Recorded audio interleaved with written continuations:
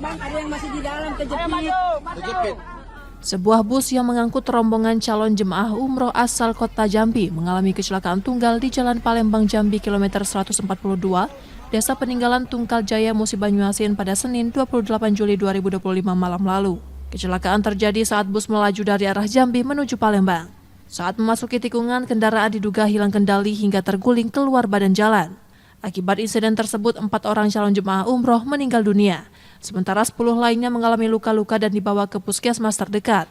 Polisi telah memeriksa sejumlah saksi termasuk sopir bus yang kini telah ditangkap untuk penyelidikan lebih lanjut.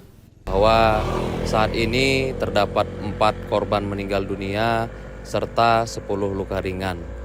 Untuk korban meninggal dunia sudah kami kirimkan ke alamat asal yaitu di Kota Jambi, sedangkan 9 korban luka ringan lainnya melanjutkan perjalanan karena berhubung masyarakat ini atau orang tersebut adalah jemaat umroh yang melaksanakan ibadah di Tanah Suci.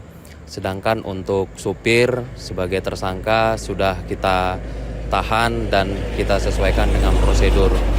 Setelah sempat tersendat, arus lalu lintas di lokasi kejadian kembali normal. Penyelidikan terhadap penyebab pasti kecelakaan masih terus dilakukan. Reski Oktora, Muklas Diferensial, Kompas TV, Palembang, Sumatera Selatan.